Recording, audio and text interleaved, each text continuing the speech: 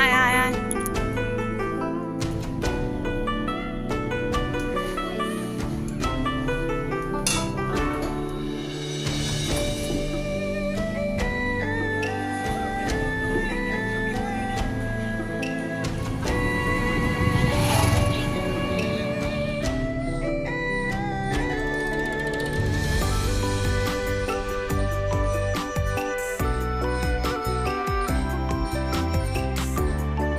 Good morning everyone, welcome back to our channel. আশা করি সকলে খুব খুব ভালো আছো, আমরাও ভীষণ ভালো আছি। আর একটি নতুন দিন, নতুন সকাল আর নতুন একটি ভিডিওতে তোমাদের সবাইকে স্বাগত জানাচ্ছি। আজ হচ্ছে বুধবার, আর সকালবেলা দেখো ঘুমের থেকে উঠেছি একটু সকালবেলা, মানে ভোরবেলায় যাকে বলে, মানে এটাই আমার সকাল। যেহেতু 6টা বাজে, আমার এটা ভোরবেলায় বলে।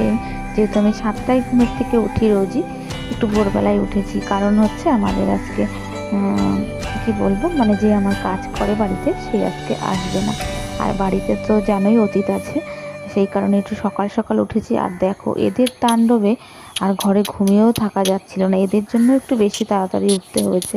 আর আমাদের যে রান্নাঘরের টিনের চালটা না, ও তো ওর মধ্যে মানে লাফাচ্ছে, আর এত আওয়াজ হচ্ছে, কে ঘুমাবে। যাই হোক, দেখো উঠে আমি আগে উঠোনটা ঝাড় দিয়ে নিচ্ছি। আর ক্যামেরা করছিল বোন, যেহেতু বোন আছে বাড়িতে, আমি কাজ করছি সেটাও আর দেখাচ্ছে না। ও নিয়ে আছে কিছু বিড়াল আছে আমাদের বাড়িতে, তোমাদের আগের দিনও দেখিয়েছি। আর বিড়ালের পেছনে পড়েছে, আর হচ্ছে হনুমান। মানে সে যে কী তাণ্ডব করছে দেখো। আর এখানে জল ভরে রাখি একটুখানি, মানে সুবিধের জন্য, যাতে গাছপালায় জল কল চেপে বা ট্যাঙ্কির জল নষ্ট না হয়, সেই কারণে জলটা ধরে রাখি যখন জল আসে। আর সেই জলগুলোকে কাকে মুখ দেবে, নালে হনুমানে খাবে, সেই জলটা দিয়ে কিছুতেই অন্য কাজ করতেই পারবো না। ভাবছি আজকে থেকে জল আসলে আর জল ধরে রাখবো না। কাজই যদি করতে না পারবো ফালতু, আর জলটা ধরে রাখবো কী করতে। ওদেরকে দেখো এই কালো গামলাটার মধ্যে ওদের জল রেখে দিই সবসময়, যে এটার মধ্যে থেকে খাবে। সবাই তো এত গরম, তো প্রত্যেকেরই তো তৃষ্ণা পায়, আমি জানি। তার জন্যই না ওই গামলার মধ্যে জল রেখে দিই। কিন্তু দেখো ওটার মধ্যে থেকে আর খাবে না, খাবে হচ্ছে যেটা আমার কাজের জল, মানে কাজে লাগাতে পারবো, সেই জলটাকে খেয়ে নেবে। এই হচ্ছে ওদের দোষ, এই জন্য আমার আর ভালো লাগছে না। যাই হোক, দেখো সকাল তো হয়েছে, মানে সকালে উঠেছি যে রোদের আগে একটু কাজ সেরে নেব, সেটা আর করতে পারছি কোথায়, রোদ্র উঠেও গেল। আর আমার বোন দেখো, এই যে বিড়ালের বাচ্চা আর বিড়াল রয়েছে, এদের পেছনেই পড়েছে। সে ডাকছে, খেলা করছে। আমার বোনের ছেলেটাও তাই করছে। মানে আমি যে কাজকর্ম করছি, ডেলি ব্লগ শেয়ার করি আমি, ওর সেটা মাথায়ই নেই, ও বিড়ালের পেছনে পড়েছে। আর জানো তো, ভালোও লাগছিল, বিড়ালগুলো ছিল বাড়িতে, বেশ বাড়ির আশেপাশ দিয়ে খেলা করছিল, আমার গাছপালার আশেপাশ দিয়ে থাকছিল। মানে রোদের মধ্যে না গাছের সামনে, মানে গাছের মধ্যে দিয়ে ছিল, বেশ ভালোই ছায়ার মধ্যে ছিল। কদিন হয়েছে না দেখতে পাচ্ছি না, কোথায় চলে গেছে কি যেন, ওর মা নিয়ে চলে গেছে নাকি কিছুতে খেয়ে ফেলেছে, বুঝতে পারছি না। তার জন্য না মনটাও একটু ভীষণ খারাপ।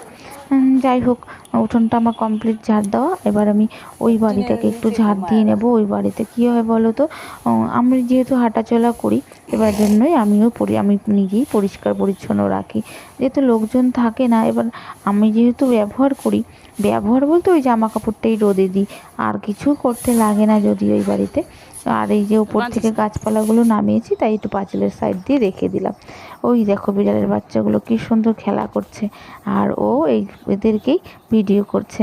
যাই হোক, আমি কাজ করছি সেটাও কিছুই দেখাচ্ছে না, শুধু বিড়ালের পেছনেই রয়েছে। আর ভালোও লাগে জানো তো, ছোট্ট ছোট্ট বিড়ালগুলোর মুখগুলো কি দেখতে কি সুন্দর লাগে না। ওই হনুমানের মুখগুলোও ভীষণ সুন্দর লাগে জানো তো, যখন ছোট্ট ছোট্ট বাচ্চা থাকে, কি ভালো লাগে। কিন্তু ওই যে এত শয়তানি বদমাশি করে না, আর ভালো লাগে না জানো তো। গাছের পাতাগুলো খেয়ে নেবে, গাছের কড়িগুলোকে খেয়ে নেবে, আর ওই আমাদের ছাদের থেকে তোমার টিনের চালে লাফ দিয়ে নামবে। মানে কি যে বীভৎস আওয়াজ করে, সে আর কি বলবো। যাকে চলো, আমি কাজকর্ম গুছিয়ে নিয়েছি এদিকে। আর এখন আগের দিনে একটা কম্বল ধুয়ে দিয়েছিলাম, মানে ব্ল্যাঙ্কেট, সেটাকে ধুয়ে মানে যা জল ঝরিয়ে রেখেছিলাম, তাই সকালবেলা এখন এটাকে মেলে দিচ্ছি। আর এই যে দেখো জুতো, এইগুলো সবই বাইরে ছিল, কতদিন কাজ হয়েছে না বাড়িতে, ধুলো বালিতে একেবারে একাকার করে রেখেছিল। তাই জুতোগুলোকেও ধুয়ে দিয়েছি, সেইগুলোকেও রোদে দিলাম, সকাল সকাল দিয়ে দিলাম, তাতে যাতে শুকিয়েও যাবে খুনি।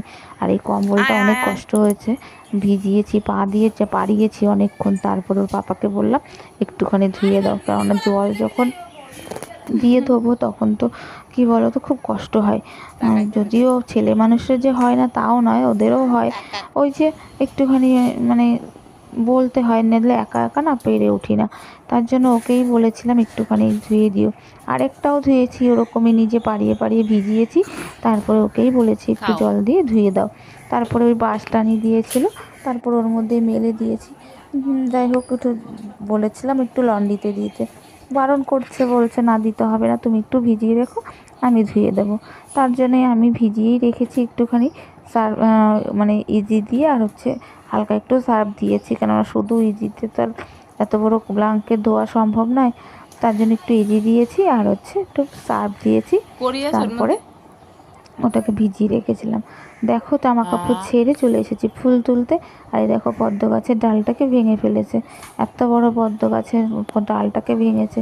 মানে এত রাগ হয় কি বলবো, মাঝে মাঝে মনে হয় গাছপালা গোড়ার থেকে কেটেই দিই। আবার ভাবি কোথায় যাব বলো, একটু ফুলের জন্য এপাড়া ওপাড়া ঘুরতে ভালো লাগে না। নিজের বাড়িতে যা থাকে তাই দিয়ে আমি পুজো দিই সবসময়, জানো তো। যতই কষ্ট হোক, এই যে হনুমানে খেয়ে নেয়, কত কিছু করি। যে কাজের বউটা যে আসে আমাদের বাড়িতে, ওকে বলি একটু গোবর নিয়ে আসতে, গাছে ছিটিয়ে দিই, গাছে ছিটিয়ে দিলে না হনুমানে আর খায় না, ওই জন্যই। যাই হোক, ধরো বাইরের কাজকর্ম সেরে চলে এসেছি ঘরে, এখন ঘরটাকে ঝাড় দিয়ে মুছে তারপরে যাব পুজো দিতে, তারপরে রান্না আছে।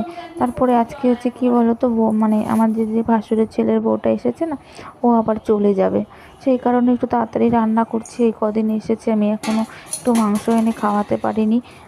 মানে কি বলো তো, এত গরম না, রান্না বাড়া করতেও কষ্টও হয়, আর মাংস রান্না করতে তো অল্প একটু সময়ও হবে না, বলে অনেকটা টাইম লাগবে। সেই জন্যই না ওই মাছ টাছই খাচ্ছিল, কিন্তু আজকে একটু মাংস না আনলেই হবে না, কেননা চলে যাবে। তারপরে যেহেতু বাচ্চা হবে তো ওই কারণেই, এমনিতে সব কিছুই খাচ্ছিল, ফল খাচ্ছিলাম, একটু আমন্ড খাচ্ছিল, ডিম খাচ্ছিল, ঘি খাচ্ছিল, সবই খাচ্ছিল। যাই হোক, পুজো টুজো দিয়ে রান্নাঘরে এসে দেখো সকালের খাবার দাবার খাইয়ে দিয়ে কমপ্লিট করে তারপরে যে মাংস এনে দিয়েছিল, তারপরে সেই মাংসটাকে রান্না করলাম। আর আর কি রান্না করেছি আমার ঠিক খেয়াল নেই, কেননা এটা না অনেক দিন আগেরই ভিডিও, আমি এটা পেন্ডিং পড়েছিল, দেখতেও পাইনি, সেই কারণে আর মানে ভিডিওটা আপলোড করাও হয়নি। যাই হোক, আজকে সেটাই আপলোড করব। আর এই দেখো, মানে মাংস প্রায় হয়েই গেছে আমার, এখন শুধু একটু জল দিয়ে চাল দিলেই হয়ে যাবে, সেদ্ধও হয়ে গেছে অনেকটা, যেহেতু অনেকটা সময় ম্যারিনেট করে রেখেছিলাম। আর ম্যারিনেট করে রাখলে না মাংস তাড়াতাড়ি নরম হয়ে যায়, খুব একটা জল দিয়ে জাল দিতে হয় না। আর বেশিক্ষণ জাল দিতে গেলে তো মানে কি বলো তো, ঝলসে ঝলসে, বেশি জল দিয়ে জাল দেওয়া মানে তরকারিটা কেমন পাঞ্চে পাঞ্চে হয়ে যায়। যাই হোক, আমার মাংসের তরকারি কমপ্লিট হয়ে গেছে, এখন ওদেরকে খেতে দিয়ে দেবো। প্রত্যেকেরই খিদে পেয়ে গেছে, কেন অনেক সকালেই খাওয়া দাওয়া হয়েছে। এবার কি বলো তো, নিজের কাজ নিজে করলে না নিজের মতো করে একটা রুটিন করে করাই যায়, মানে হয় না, মানে কি করে, মানে একটা মানুষের হেল্প ছাড়াও কাজ করা যায়, যে বলে কাজের লোক আছে বলেই হয়ে যায়, না, কাজের লোক ছাড়াও কাজ হয়। হ্যাঁ, একটু একা একা করলে কষ্ট হয় বই কি, কিন্তু দেখবে নিজের মতো করে করলে না তখনও না নিজের মতো হয়ে যায়। যাই হোক, খেয়ে দিয়ে নিয়ে গুছিয়ে নিয়েছি। আর এই দেখো, আমি একটা শাড়ি পরে নিয়েছি, এখনই বেরিয়ে পড়বো, ওকে দিয়ে আসবো, সন্ধ্যের আগে আগে দিয়ে আসবো। এখন 3:30 4টে মতো বাজে, টোটো মানে চলে এসেছে, এখনই গিয়ে দিয়ে আসবো আমাদের মানে গ্রামের বাড়িতে। যাই হোক, কেননা ওর যেহেতু ও বাচ্চা হবে, সন্ধ্যের আগে আগে পৌঁছে দেওয়াই ভালো। ও চলে এসেছিলো একা একাই, এবার আমার বিবেক বলছে একা ছেড়ে দেওয়াটা ঠিক হবে না। মানুষের প্রথম কথা হচ্ছে কি বলতো, মানুষের বিবেক, এই বিবেক যা বলবে আমার মনে হয় বিবেকের কথা শোনাটা উচিত। আর আমার সেটাই আমি করে থাকি সবসময়, কে কী বললো, কে কী ভাবলো, আমার সত্যি কখনোই আমি সেটা কেয়ার করি না। তাই ওকে, ও একাই চলে এসেছিলো টোটো ভাড়া করে, কিন্তু আমার মনে হচ্ছে যে না, ওকে দিয়ে বাড়িতে পৌঁছে দেওয়াটা উচিত আমার। না হলে হয়তো অন্য কেউ, অন্য রকম মানুষ হলে হয়তো ভাবতো এসেছে একা, ওকে টোটো ভাড়া করে দিও, একাই চলে যাবে, এমনটাই ভাবতে হয়তো। বা অনেকের বিবেক বলবে না, ওকে বাড়ি পৌঁছে দিয়ে আসাটাই ভালো, কারণ এই অবস্থায় একা ছেড়ে দেওয়াটা ঠিক না। আর রাস্তায় বেরিয়ে এমন বিপদেই পড়েছি, হচ্ছে রাস্তা। আর দেখে মনে হলো রাস্তাটা লোকজন যাতায়াত বা গাড়ি সাইকেল যাচ্ছে সেরকম চাকার দাগ দেখা যাচ্ছে। সামনে গিয়ে দেখো ফেঁসে গেছি একদম। তাহলে মানুষগুলো পাশে দাঁড়িয়েছিল, তারা যদি বলতো যে এই রাস্তা দিয়ে যেও না, যেতে পারবে না, তাহলে কিন্তু আসি না আমরা। আর মানুষগুলোও কিছু বললো না। এখন দেখো এমনি এই জায়গায় এসে একদম ফেঁসে গেছি, কী করব বুঝতে পারছিলাম না। তারপরে দেখলাম একটা ভ্যান আসলো, তো ভাবলাম ভ্যানটার ওপর দিয়ে মানে ভ্যানটা যাচ্ছে মানে ওই দেখো ভ্যানটা আসছে, ভাবলাম ভ্যানটা আসতে পারছে মানে আমরাও যেতে পারবো।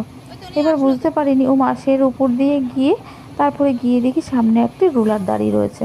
এখন আমরা কি করে যাব, মানে রুলারটা এমনভাবে দাঁড়া করানো রাস্তার এপার ওপার করে সোজা করে মানে ব্যাকা করে দাঁড়া করিয়ে রেখেছে, যাতে এপাশ থেকে ওপার মানুষ যেতে না পারে। এবার মানুষ হেঁটে গেলে হয়তো বা চিপা দিয়ে সাইড দিয়ে বেরিয়ে যেতে পারবে, কিন্তু একটা টোটো তো সেভাবে বেরোতে পারবে না।